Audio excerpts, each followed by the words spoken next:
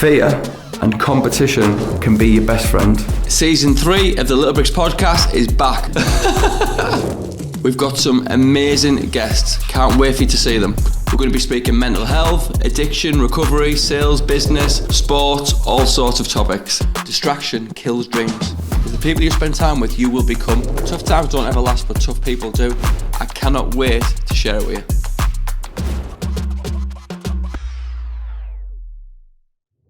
This week's episode of the Little Bricks podcast is sponsored by Bespoke Financial Group, the UK's #1 life insurance broker, helping protect your little bricks too. Welcome to the Little Bricks podcast, Michael. Thanks for jumping on, mate. I'm very grateful. You're okay, Lee. Nice to meet you, son. Nice to meet you. Nice to meet you. Nice to meet you too. What people who listen or watch this won't know is we just had a 5-minute introduction, and I feel like my best friend. What a welcoming, warm, decent man of integrity and honour and faith. Thank you for being such a good man. Bless you. Bless you. It's my pleasure, Lee. Thank you for asking me. Yeah. So we met through a mutual friend, Graham Seed, who's my pastor, a very good family friend. And Graham says, you've got to meet my friend Michael. His story is unbelievable. I then went out and watched a podcast on Sean Atwood. I bought your book, Sins of Fathers, which is incredible. For those who don't know your story, Michael, do you mind sharing a bit about your childhood, where you're from, etc., please? Yeah, absolutely. So my childhood was, my father was he was a career criminal, my dad. So, you know, we had that aspect going on in our lives. My mother was a very gentle, style, beautiful, spirited lady, but my dad was the opposite, although I love my dad. And so the book I wrote is called Sins of Fathers. And what I do believe for my own self is that one day I found out when I was reading the Bible, that I have a faith today. When I was reading the Bible, there was a thing about the sins of the forefathers. So my dad, my grandparents, and it sort of resonated with me. This was later on in my life. But before I knew that, I was just in so much pain, so much heartache. And I hid it very well as a child. Excuse me. There was a sexual encounter that I experienced at a very young age, which I shouldn't have experienced. It happened a number of times, and it confused me. And I really believe, you know, I was only 5, and I think at a young age like that, to be impregnated by something like that, what it does is it creates sort of a distortion in your opinion to the opposite sex. Kids at 5 shouldn't be exposed to sexual sort of predators. It plagued me as I got older. So because I had an abuse situation, but I also had a wonderful mother. So my inner self understood without me knowing what a beautiful mother I had, and what you know, what a sad situation for me to take on board. So it gave me the opinion of women without me knowing, and I repeated the behaviour, not abuse, sexual abuse, but I always had 2 women in my life. There was the one that represented my mother, and the one that represented sort of a dishonesty. Let's call it a dishonesty. And the women I was dishonest with, I'm not saying they were bad people, but there was always sort of something untoward going on. Yeah. So I had all that going on at a very young age. And what with my father's genetic value in me, I was a very confused kid, very traumatized. I was very angry at a very young age. I lived in the council flats in southeast London. And then my father, who was he had been married 4 times, my father. He was a womanizer. He was a drug smuggler. He was quite violent, not to us. Well, he's very violent, but not to us. And he lived his life, you know, on the streets of London in the 60s and 70s and 80s as a very renowned criminal. And I'm not saying that to sort of beef up crime, but that just happened to be my dad. Yeah. I mean, your dad was called Brian, right? Brian Emmett. Brian, yeah. Because the book's that well written. When I'm listening to him, I'm getting a picture of him, like a barrel-chested guy, and then I think he lost some weight, got really fit. He was a hard man, apparently, you said, and Yeah. I could get a real picture. You sort of framed him really well. And as you were speaking about abuse, I don't mind sharing, I was listening to things thinking, yeah, that happened. I can feel that. And maybe that's affected my relationship with females in the future. Certainly my behavioral patterns of telling lies and cheating and being manipulative and then addiction and, really toxic behaviors. Yeah, it's very bad. It destroys you. And I think what it does, Lee, what I believe we're made up of, we have a mind that thinks, yeah? And the mind is for sort of practical purposes. Yeah. And we need to learn to speak from our hearts. But when our hearts get damaged by life, we try to work everything out in our heads. And I think spiritually, the spiritual malady of the confusion of addiction, abuse, we sort of stop using our heart and we think from here constantly. We're constantly on our toes. We're constantly moving about. We're never settled. And I think the sort of vacuum that it creates in one's being is it dirties our soul. And I believe we're made up of mind, spirit and soul. And I think when our souls get dirty at a very young age, we need the power of God to come and deliver us and heal us. And we need to get very honest about what we're going through, because we suffer the pain deeply in ourselves. And that's where we get confused. We act out, we manipulate. We become a victim. We bring people into the story to fix ourselves. And we just sit there in the coldness of the night, out of our head on cocaine, thinking, what am I doing? What am I doing? And we spend many, many years hurting ourselves. And what I've tried to achieve is to be kind to myself and love myself so I can love other people and have a value. Yeah, fascinating. It's really difficult. I'm on step 7 now of the 12-step program. Man of faith, new to me, but I'm really honest, I'm open-minded, I'm willing, I'm trying to practice them spiritual principles. But handing over wasn't really the issue, but learning about my free will and handing that over, because that my free will has wreaked havoc in my life. It's been the worst. I'm a bad decision maker, for me. I understand that, Lee. That's what happens. Yeah. That's what happens. Going back to London when you were growing up in your childhood, there was a term that you used, and I hadn't heard it before. Before we ask if it's okay about some of your father's affiliates and friends and people who you've seen as role models, was the word like flat nose. Oh, that flat nose, that comes from years ago. They used to think that all people who were villains had flat noses, because they could fight and things like that. So it became a word that we used to use amongst ourselves. God, you seen that flat nose? And it's like just saying, I've seen that face or that criminal. It's like, it's a term for sort of tough people, let's say that. Tough people, yeah. And your dad was a tough man, and a lot of his friends were some sort of famous faces across the London underworld as such. For you growing up, certainly in Teesside for myself in Middlesbrough, very different to London, of course, but we know what we know.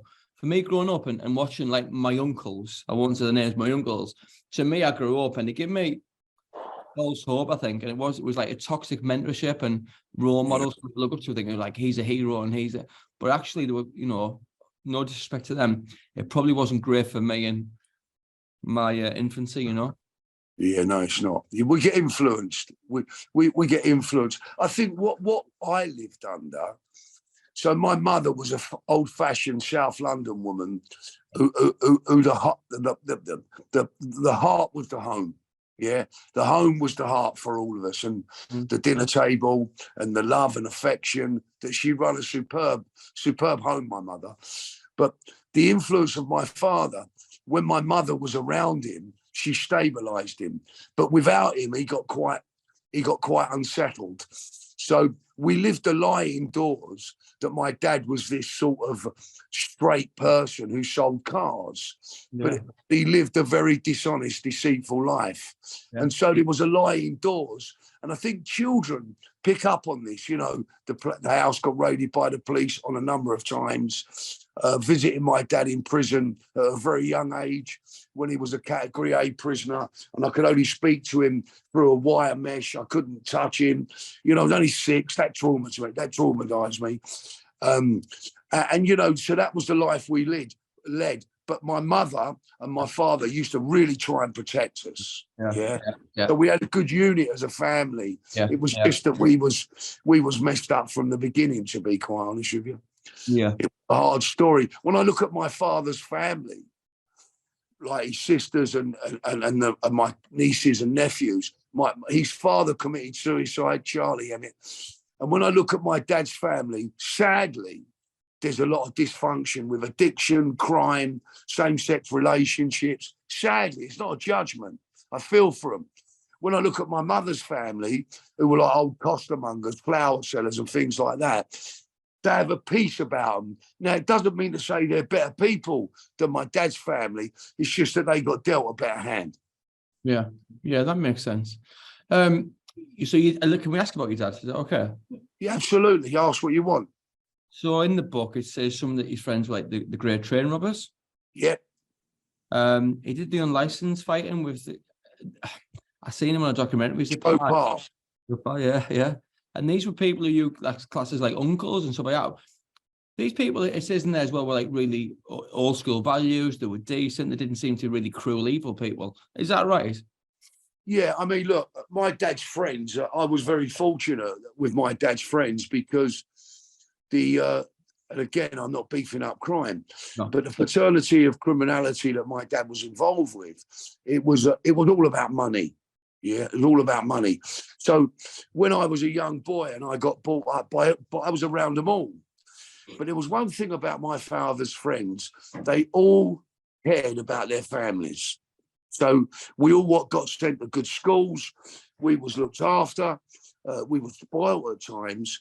And I think being around those sort of people, even in my later teens, I was a bit in awe of some of the stories that I heard.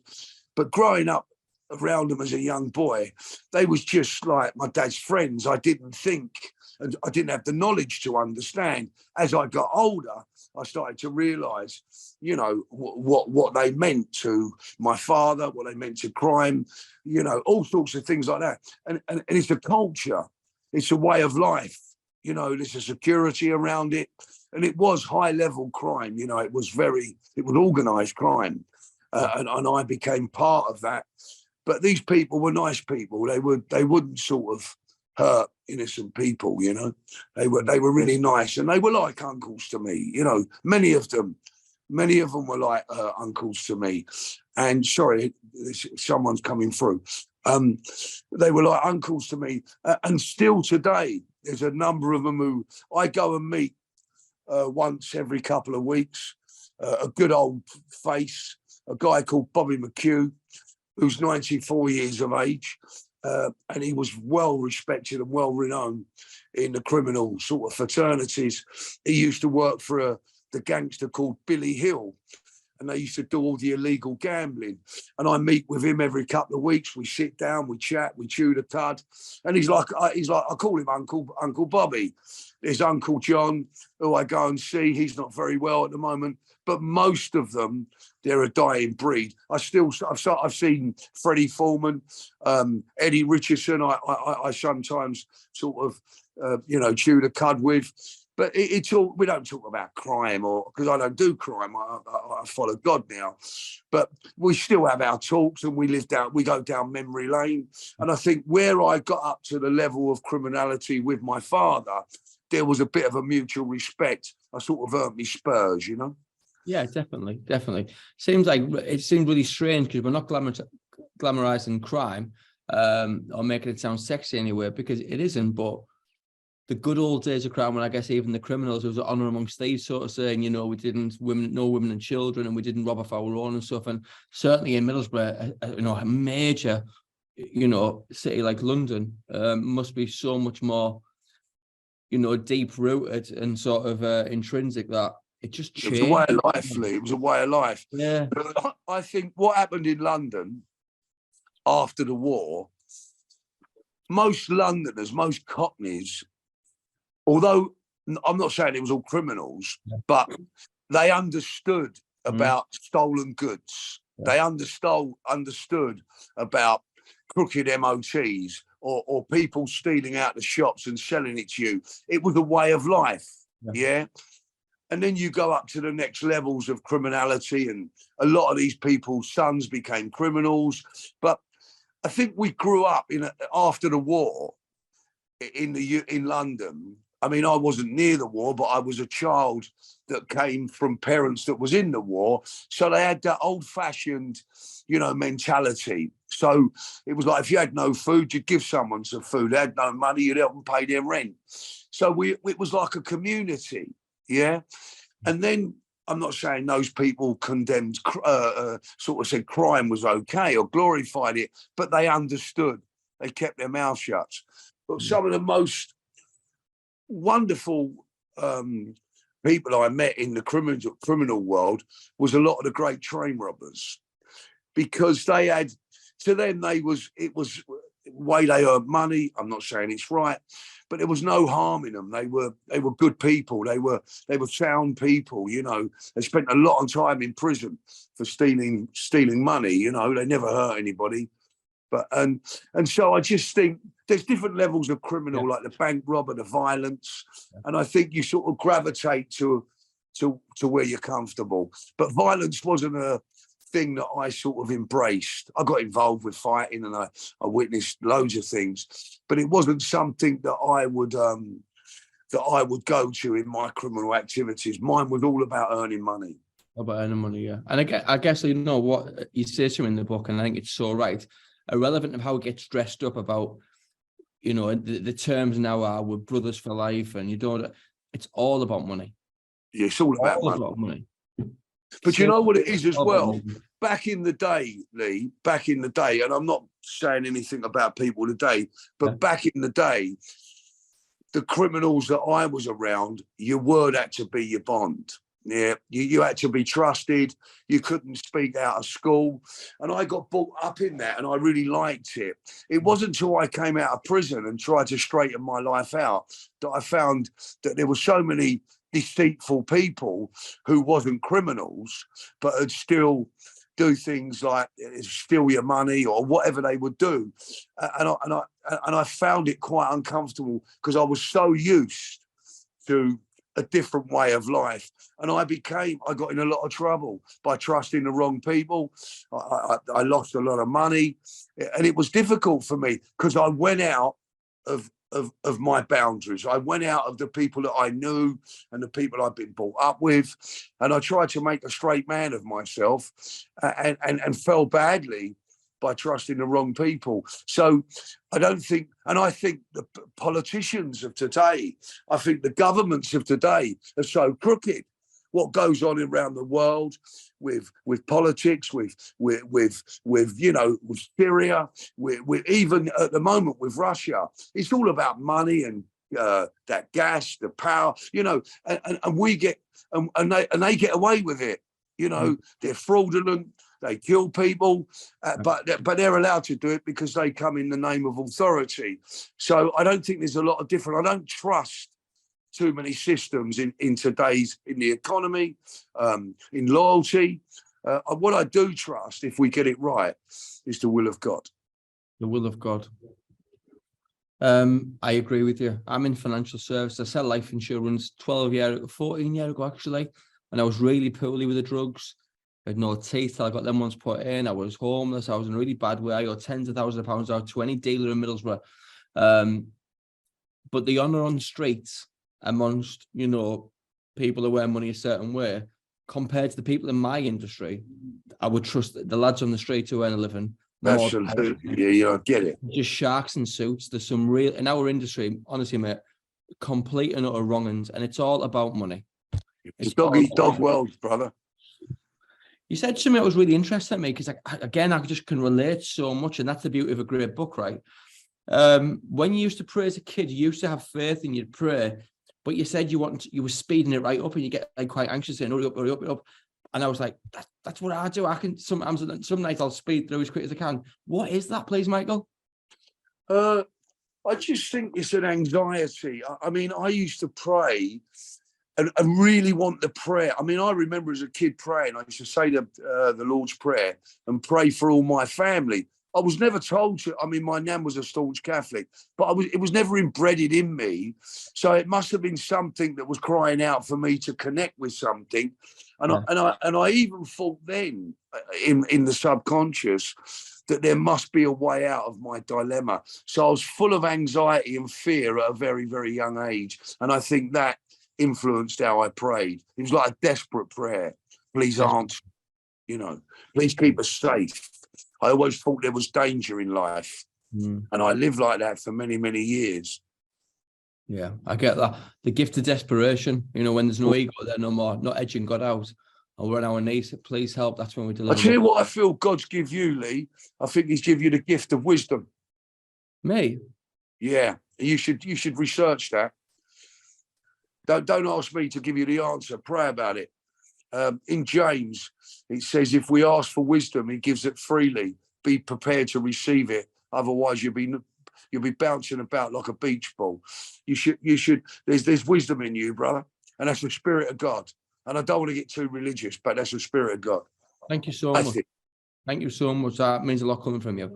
So we talk about your criminal life and your transition and your transition into being a criminal within your own right, and then rising through the ranks, and then going on the hop and ended up in Marbella, the good old Marbella, I guess, what we've seen in the business, the film. Yeah. It's a bit like that, was it, when you were there? Yeah, he's a friend of mine, Nick Love, who wrote The Business. Really? Yeah.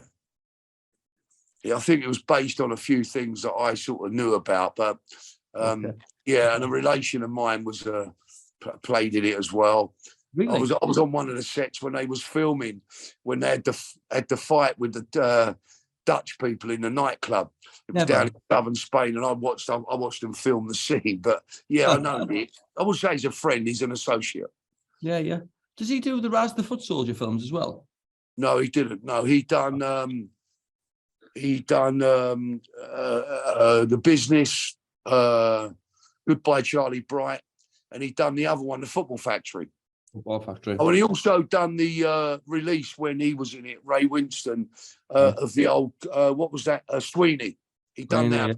Yeah. I don't know, a number of years ago, but he's all right, Nick. Yeah. What was it like when so obviously, you got involved in criminality and you end up going on the run over to Marbella, and then you got involved in smuggling, importing on quite a huge scale. What was that like, please, Michael?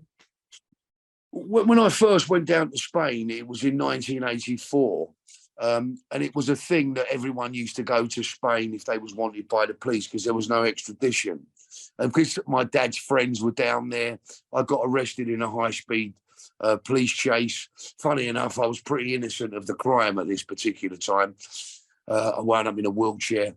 I got bail. There was no evidence on me, but I believed I could have been in trouble, and I absconded. And my dad sent me down to Spain. That was in the early 80s, and I was sort of messing about, trying to earn a few quid, just messing about with a few bits and pieces, doing a little bit of I was up to no good. And then something very tragically happened to me. My younger brother, who was he was a real sweetheart. I don't think he got infected by the sort of sin of the forefathers or any sort of behaviour problems like I did. Yeah. He was a very peaceful, kind boy. Yeah. And my grandfather was dying, my mother's father. He come down to Spain to keep me company while, through that traumatic experience. We used cocaine one night. He wasn't really a user. We had words about my father, because my father had met someone else and it was upsetting all the children. He married this woman and had another child, and it really upset us. And we had an argument. We'd been out with Charlie Wilson that night, the great train robber, and a few other people. We wound up going out and doing what we'd done. We got home, cocaine and drink and cannabis, and I loved him dearly. And we had words about my father. And he left. I gave him the car. He drove to Malaga Airport, and on the way back, he went underneath a lorry and it killed him stone dead. So that was another part of my, from the abuse to the father's sin to my own, to my brother dying. I blamed myself. I felt I lost him, and he was only 21. His girlfriend was 3 months pregnant. His son Charles, a beautiful young man. A beautiful young man he is. He's 38 or 39, I think, or 38, something like that. And so it was a very tragic event for me. And it spiraled me into using more cocaine, getting really out of it. I came back from the funeral. Yeah. I got arrested. I was looking at quite a bit of time in prison. I got 4 not guilties, quite rightly so, and I got sentenced to 18 months in prison. So I was over the moon. I came out determined to change my life around in 1986, I think it was, 87. But I just couldn't get it. I was distraught. I used to go and sit up at my brother's funeral at the cemetery by his gravestone, cry at the early hours of the morning and scream and blame God. And I was so angry and upset. And then in 1989, I'd had a lot of sort of problems emotionally, spiritually. I had 3 children. I've got 3 children. I left my wife. Sadly, I started going out with a girl, which I shouldn't have done, which is just a family friend.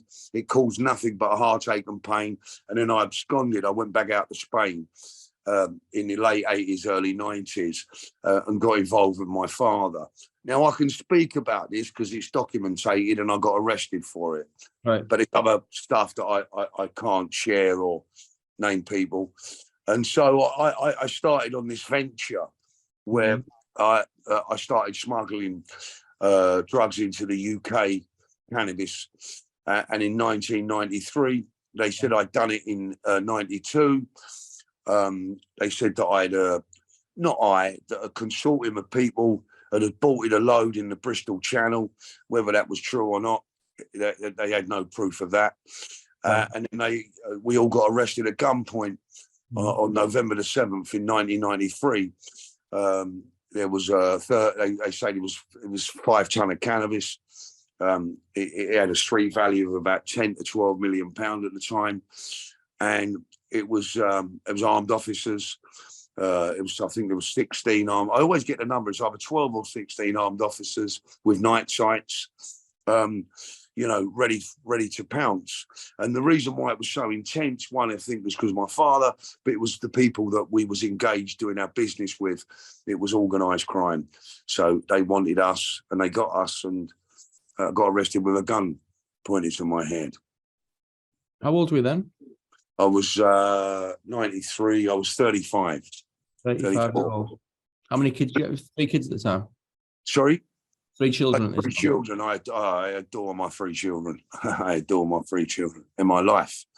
But I couldn't communicate in love with them because I was so locked in the sex addiction, the cannabis addiction, the money addiction. And it used to break my heart because I used to manipulate my children as well because I was ashamed of myself. It was such a powerful addiction. It was very dark. Yeah. And I was never comfortable. Let's call it sin. I was never comfortable with my sin, but I constantly went back to it. It was my go-to place that was extremely bad, uncomfortable, and dark. And it was a fight to get out of there. Michael, honestly, this has to be a higher power. It has to be God, because what you're saying, this is your podcast, and I'm just so grateful to have met you and to speak to you. I hope someone else who's struggling can feel what I feel, but like, I'm incapable of love, of receiving or giving it authentically. Okay. Manipulate situations, control situation, it's all fear-based, linked to childhood trauma, and then the fucking pain of the guilt and the shame for hurting people causes, you end up back in that dark place of loneliness again. To me, this is just fascinating. Like, you're speaking somewhere deep inside of me. Thank you. Thank you. I tell you what, Lee, as well, because your early days, 9 months, and I don't know where you are with your faith with the Lord, But let me encourage you, right? One thing that God will, people might get uncomfortable about the word God. Let's call it the word love. Right. Yeah. Okay. And it's a love that we don't understand because we don't think we're worthy. It's not a worldly love. It's a spiritual love. And trust me, it exists. And I think if you take your time, yeah, and you ask whatever you need to ask about the softening of your heart, yeah, for the sake that you can be kind and loving to yourself so you can receive love, yeah. And once you can receive that love, you'll find that you'll administrate that love. We only keep what we got by giving it away. So the more you receive, the more you get. But you've got to make yourself available because we never feel good enough. Our mind are always getting away with what God's doing. And the word of God in the Bible, it says that he'll take away our heart of stone and give us a heart of flesh.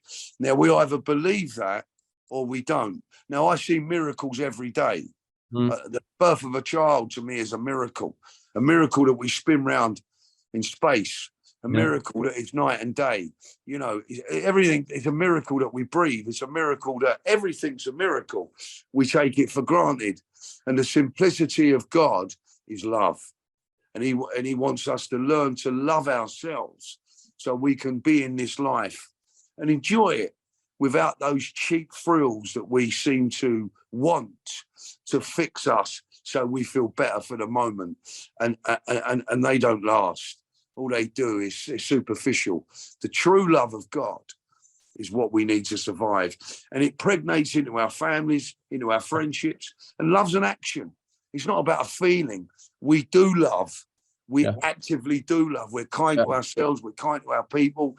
But to achieve that with the mad addictions that we've had, we feel so far removed from that. So it's a journey back to a peaceful state of mind. And you're on that journey now. And you will make it. Thank you, brother. You will make it. That fucking shame and guilt and the zaps from childhood trauma. You know them ones where you're like, oh, yeah, you're touching, like it's like you put something at the back somewhere, but every now and again the smell of it will creep out, a touch, you feel the noise, and you're like, see the power, which people call it spirituality, yeah, right?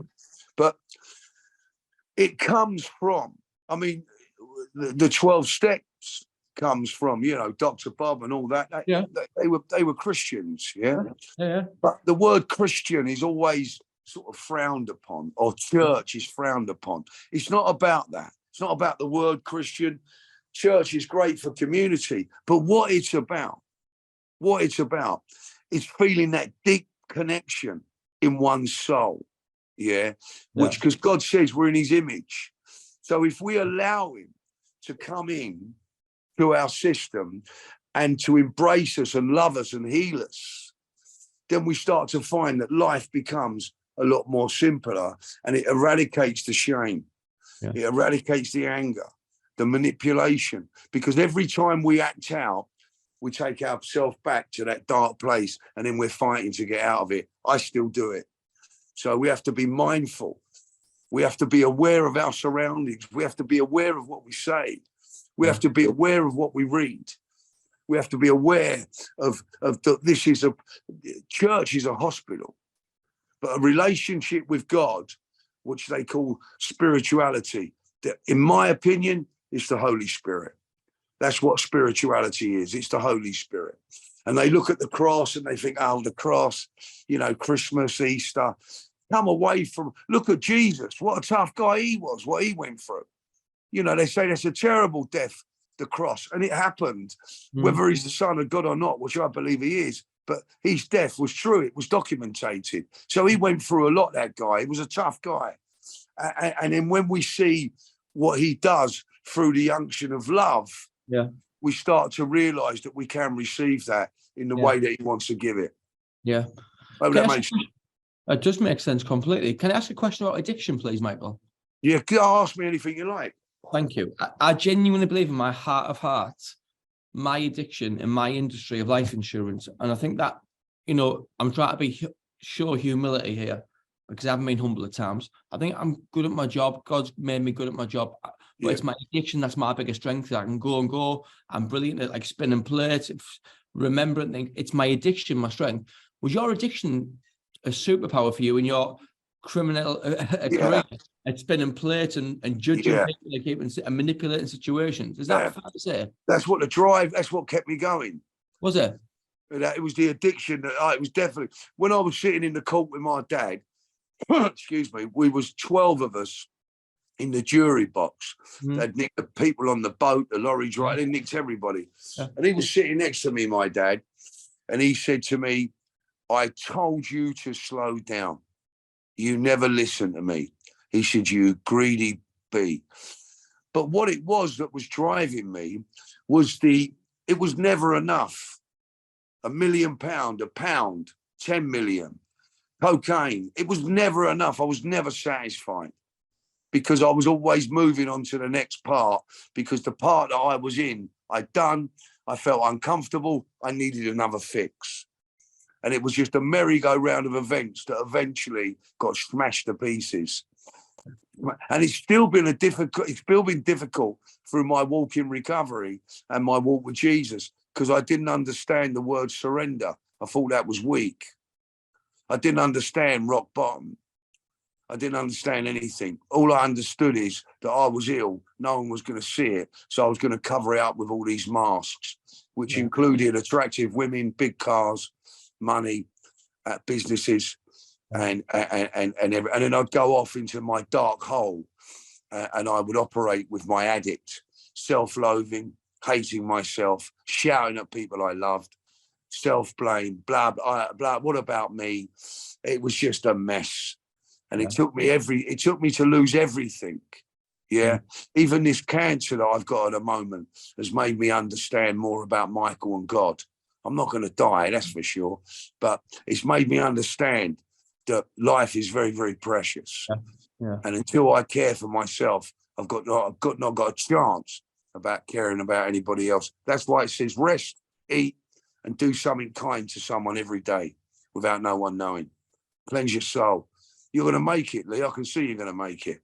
Your gift of work is given to you by God. Your gift to achieve is by God. He says, "I'll bless the work of your hands." But what you've got to do, you've got to align your mind with your heart and your soul. And when you do that, you find that peace. You'll see that all your abilities, all your gifts will benefit you and other people, rather than it be something that you're chasing to achieve more achievements. Be at peace, brother.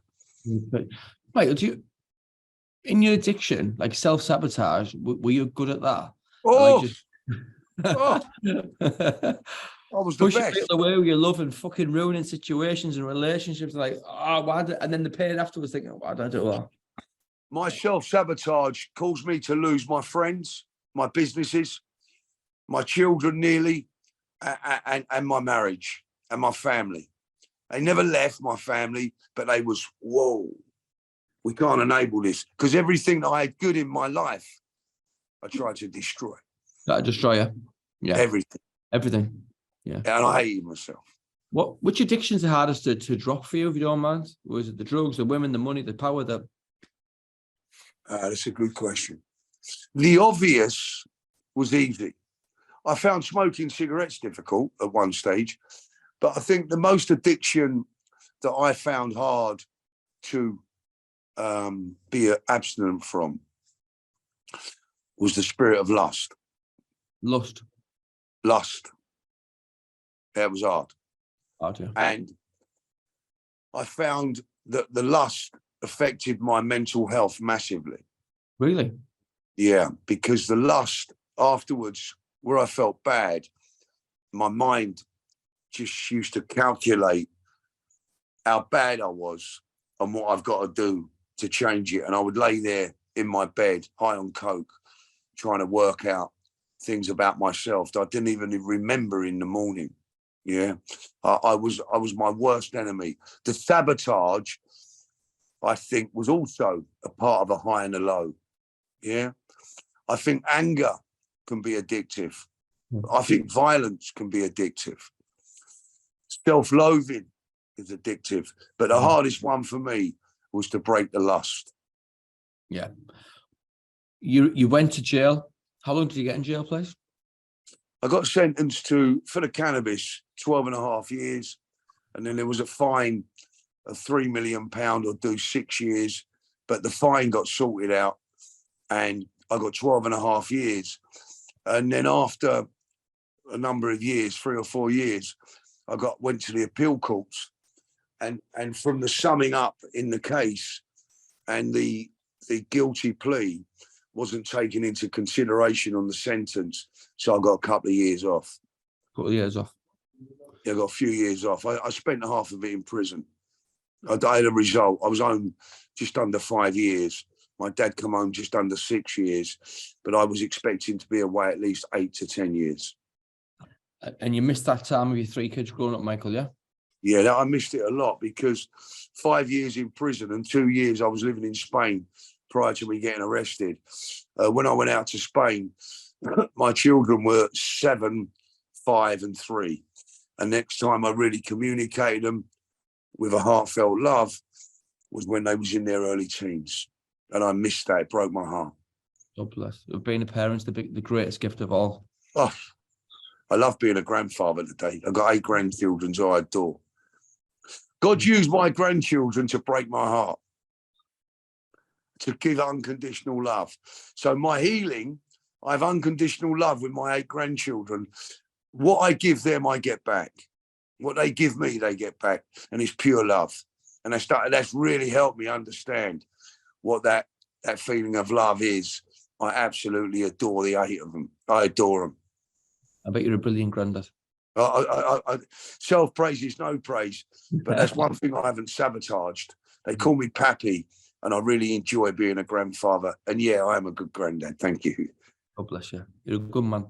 Can I ask you a little statement? Because my friend Sean's here.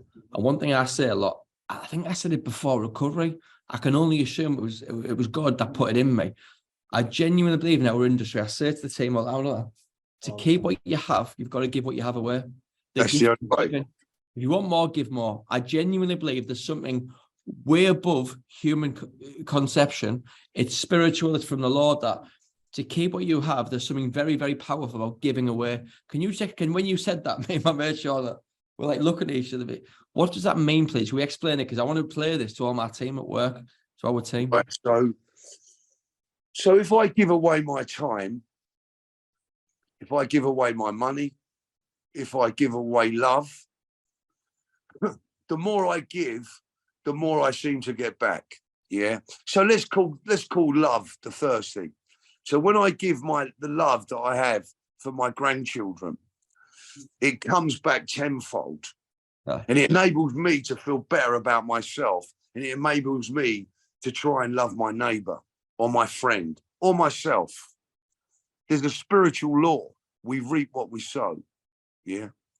So as we begin to sow in recovery, they say you only keep what you got, but give it away. The Bible says you reap what you sow. So if you give badness away, trust me, you get it back. People call it karma.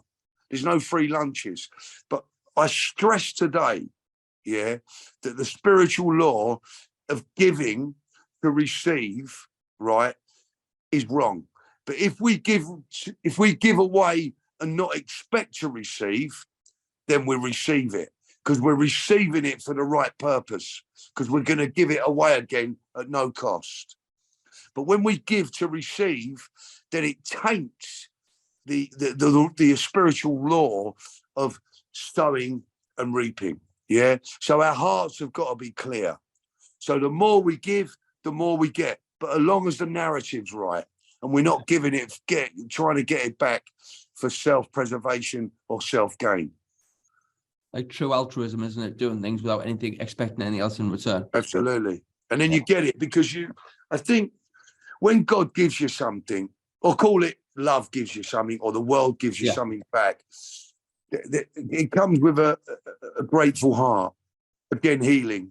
So when we're grateful, we start to realize that love, gratitude, kindness, peace, all are related The ones that we don't want to be related to are the resentments, the angers, the lust, the greed, the control.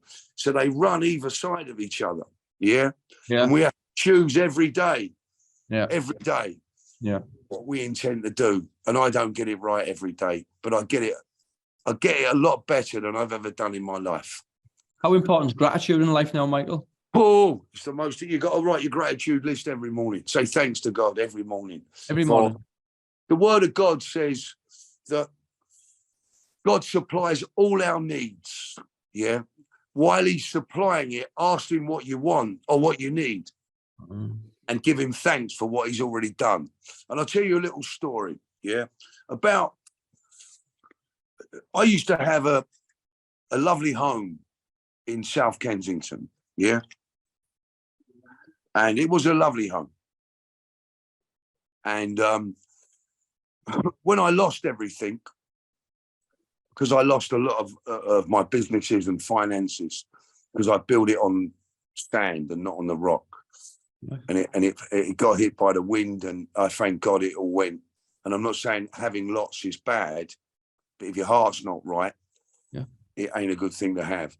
So when I lost everything, I was standing outside my home in South Kensington, and I had no money in my pocket because I just paid for a coffee that I shouldn't have done for a friend of mine who had money, pride. Oh, I'll pay for it. Yeah. I only had £10 on me, and I had to, and I paid for it, coming to about £9, and I had to get a tube home. And in London, we have a thing called Oyster cards, yeah? And you put your Oyster card on this machine and you put money in, right? So I'm outside my flat, my home in South Kensington, saying to God, why? I've got no money. I can't get home. And as I went to say why, I knew why it had happened. I knew in my spirit. I didn't need the answer. So I prayed, please get me home. This is a true story. Yeah.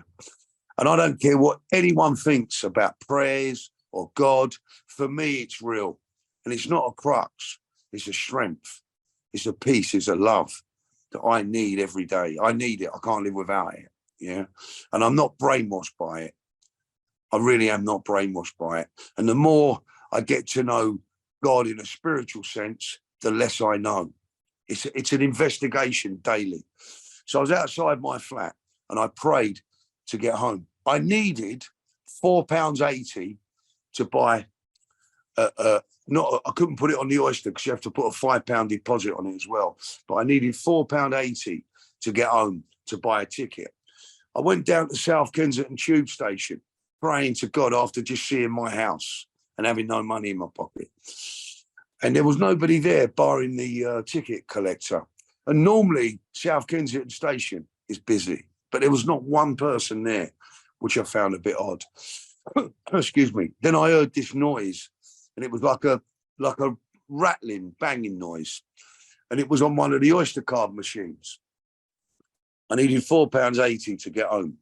I walked over to this machine because I heard the noise, and £5 fell out of it, right? There was no one there, right? And in my spirit, I felt, miracle, coincidence, call it what I know what it was.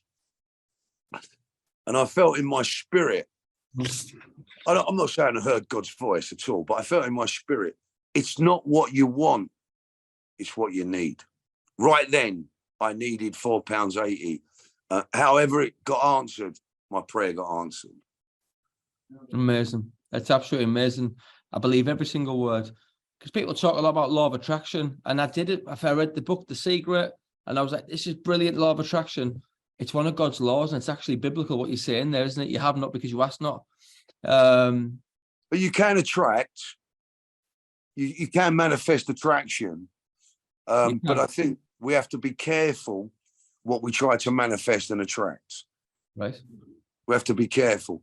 I think we have to learn, and I'm trying to learn it, is humility. And you have to be careful what you pray for. I prayed for humility, and God's put me in so many situations where I had to be humble.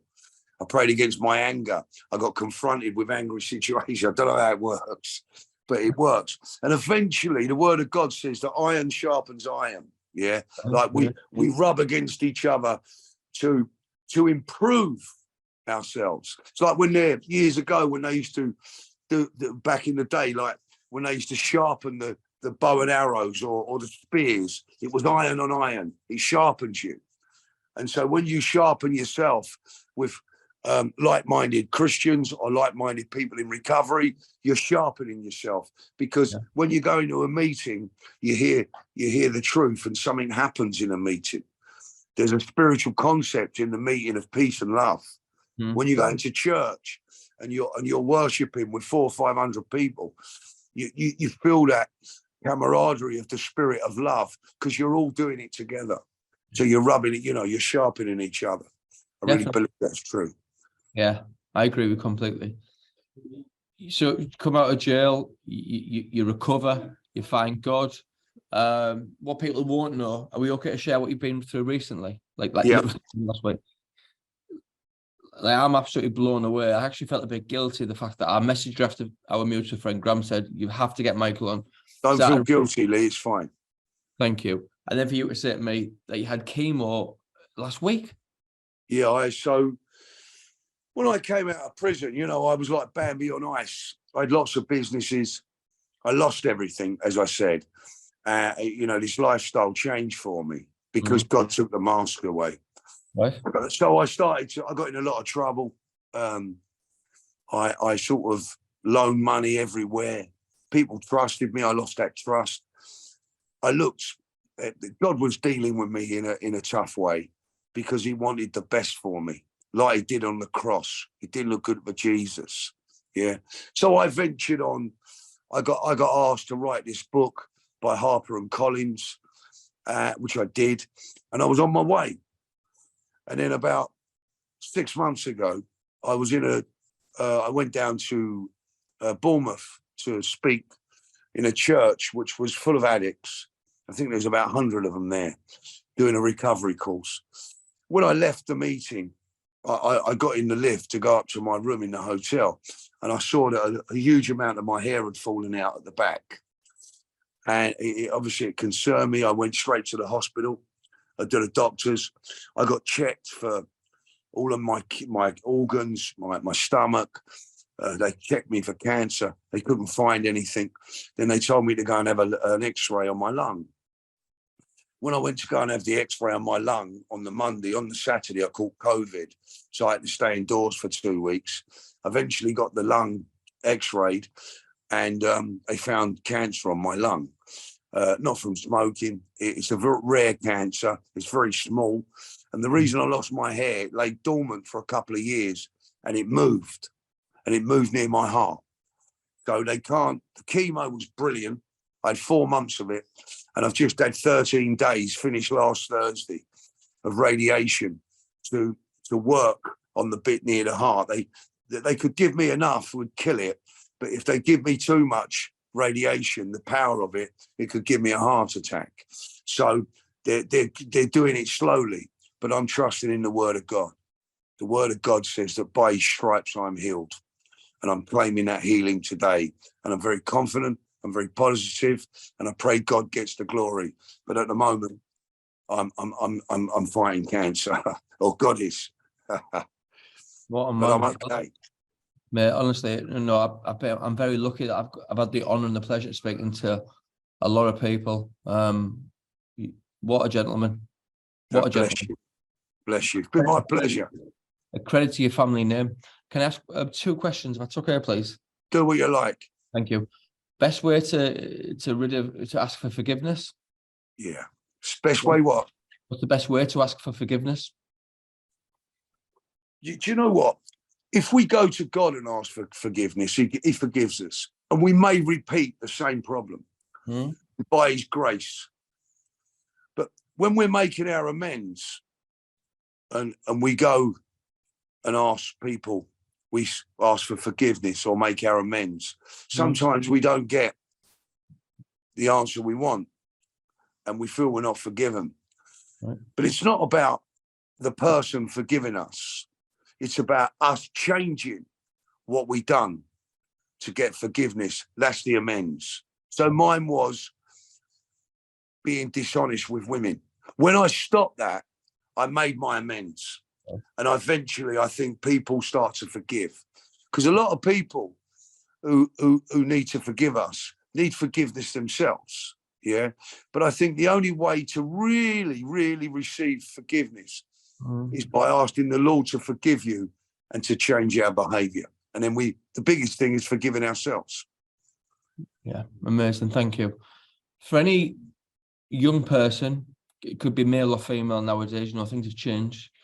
I say that with the most respect in the world, who are entering a life of crime. What would your advice be for them right now? Stop. Right? Because look, if you want to be a criminal and go and sit in prison, be my guest. But you're going to wind up getting about £10 a week for cleaning a toilet or going into education or going over the gym. If you're in there for a little while, it might help you. But if you're in there for a long time, you start to realise how sad it is to sit in prison for a number of years away from your family. And I think if we are being sort of drawn towards crime, I think the best thing to do is really, really look around you and see who you're with, what you're doing, because the best way to earn money and to save money is to go to work. Yeah. And crime brings this sort of glamour to it, but it's not glamorous at all. I had a lot of fun. I went to a lot of places, but I would still change the way it was for me if I had the ability to understand what I understand today. Crime don't pay. I'm not against criminals. I love criminals, but crime don't pay. Sometimes going into prison opens your eyes to it. But I think we have to be careful who we hang around with and what our motives are, because there's no free lunches. My advice is don't get involved. No free lunches there. I just want to say thank you so much for coming on to the podcast. True gentleman. I'm actually in London next week, so if come and see me. Would that be all right? I'll come and buy you some lunch. Say thank you. Whereabouts in London will you be? I'm going to meet a friend called Terry in Mayfair, wherever that is. I don't know London. Mayfair's about 3 miles from where I live. Can I buy you lunch? You can come over and see me. We can have a coffee and buy me and do whatever you want to do, yeah? I'd love to meet you in person. Thank you so much. What day are you coming up? Tuesday. What, next Tuesday? Next Tuesday, yeah. Tuesday, Wednesday. Thank you so much. Can I get I my want to meet. There's something I'd like to sit and chat with you about you. I'd be so grateful. I'd be very grateful. Come on, say it. My mate Sean wants to say bye. Sat and listen. Hello, Sean. Very much. So come and say hello, Sean. How are you? Yeah, brilliant. Yourself? Yeah, I'm okay. I'm okay. Bless you, brother. Look after yourself, yeah? Take care. Thank you very much. When you come up, I'll give you a few books to take back with you, yeah? For the lads? Yeah. Thank you so much. An honour. Michael Emmett, legend, gentleman. I'm blown away. Bless you, son. Look after yourself. Thank you. God bless you and your family, Michael. Keep in touch and bless you, brother. Tell Sean I'll get a book for him. Join the award-winning team at Bespoke Financial, where you get free training in your own time.